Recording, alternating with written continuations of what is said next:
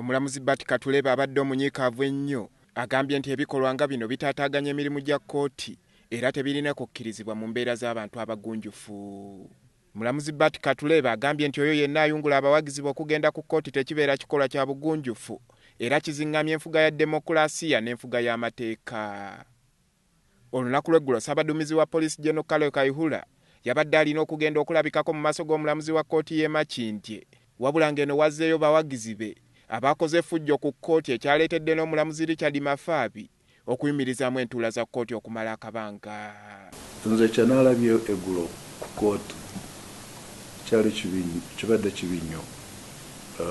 Ffe ng'abalamuzi twagala tukole emirimu gyaffe y'obwenkanya. Buli muntu aba azze mu kkooti nga tatiisatiisibwa, nga tewali ebitutiisatiisa. So okugenda okuleeta abantu nga baagala kukuba balooya, nga baagala kukuba balamuzi, nga bajjudde ekkooti baswakidde ekkooti yonna, kintu kibi nnyo ekimenya amateeka. Mulamuzi Bart Katuleba avumiriddwa ekikolwa ky'abawagizi ba General Kayihura n'agamba nti yeetaaga embeera y'obutebenkevu n'obuntubulamu okusobozesa kkooti okukola emirimu gyayo. Omuntu yonna bw'aba alina omusango gw'awaabye ateekwa okujja mu kkooti mu ddembe awoze omusango gwe, kkooti esalemu. Bw'oba taakkiriziganya ne kkooti ajulire. Naye bino byabaddewo ndowooza birina okukomaawo. Mulamuzi Katuleba kinogaanyizza nga bw'atagenda kukkiriza bantu bakikanga kino kulinnyirirako n'okugootaanya emirimu gya kkooti n'ekigendererwa eky'okutiisa abalamuzi okulamula mu mazima n'obwenkanya. Ono asabye abo bonna abalina ekirowoozo n'entegeka okutabangula emirimu gya kkooti okwerowooza nga tebannaba kutandika kukola ffujjo, anti amateeka weegali okukola omulimu gwagwo. Abantu bano ng'abamu ku bo kirowoozebwa nti babadde basirikale ba poliisi bakira beewera okutuusa obulabe ku bapulida b'oludda oluwaabi. General Kayihura avunaanibwa wamu n'abasirikale abalala abakulu wano mu kibuga Kampala. Wabula mulamuzi Katuleba akakasizza nti agenda kuteesa n'abakulu mu gavumenti okulaba ng'effujjo nga lino teriddamu kubaawo. Tutuvudde ne tukivumirira, tujja n'okuteesagana, tujja n'okwogera aba gavumenti ebikikwatako okulaba nti ekintu kino tekiddamu. Poliisi erina okulaba nti kkooti eri free, teriko abanajja kugirumba okuzibira abantu okuwoza emisango gyabwe, kubanga omulamuzi muntu wa constitution. Balooya baba bazze okuwoza emisango, officers wa kkooti baba balina eddembe lyabwe okuwoza emisango gy'abantu baba babatumye. So tujja kwogerako n'abekikwatako gavumenti balabe nti ekintu kino tekijja kuddamu. Mu ngeri y'emu ababaka ba palamenti nabo bavumiridde ekikolwa kino ne bagamba nti si kya bugunjufu n'akamu era kiraga enneeyisa ey'abasibira mu bbwa ereetebwa General Kale Kayihura. Tubadde tugamba nti mu ggwanga eri advocating for rule of law mulinamu abakulu abasinga okuteekesa okuwa amateeka ekitiibwa.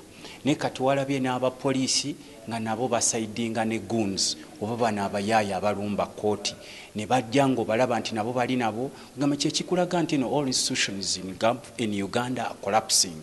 Kasita ssente ebanga tekyaholdinga nga tewaliwo general command, ebyo byonna bisobola okubeerawo kubanga bali abalumbye kkooti ng'embeera gy'obalabyemu babadde total organized, n'abalala babaleetedde emmere nga babaleetera ne soda n'obucupa bw'amazzi nga n'abalala beeraga feesi nga bakuba abantu nga babasika. N'olwekyo abawambye kkooti ey'e Makindye n'abawamba palamenti si baali bantu ba bulijjo, baali ba poliisi naye mu ngoye za bulijjo.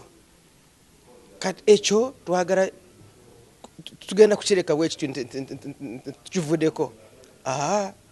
Kubanga ekyo kitegeeza nti kati abapoliisi kati abali mu byambalo bya bulijjo nga ne bawoninga ba members ba palamenti uli bagamba nti abo members ba palamenti abadde boogera ku poliisi bajja kutulaba ate balina n'emmundu. Enkyo ojja kuba oli awo otambula memba wa palamenti bagambe nti bamukubye amasasi. Kati eyo we tugenda nti eggwanga lino abayina kuteekawo embeera enungi kati batandise okulwanyisa paramenti ne judiciary kubanga baagala nti tubeere mu mbeera ey'abantu abatayina biragiro. So any actions like we saw last time when the members invaded the High Court, or now when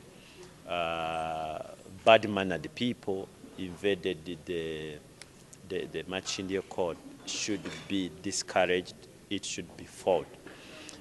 All of us should have confidence in this judiciary. Whenever we have problem, we have conflict, that's the place we run. And when we run there, we want to be running to an institution which works without any undue influence, which works without duress. If you have sort of mob justice, you have security forces invading courts, it should be unacceptable. Because which other institution would be remaining? So I think what happened yesterday is very regrettable, and in my view, even if they are ordinary wananchi, they should be told not to do it again.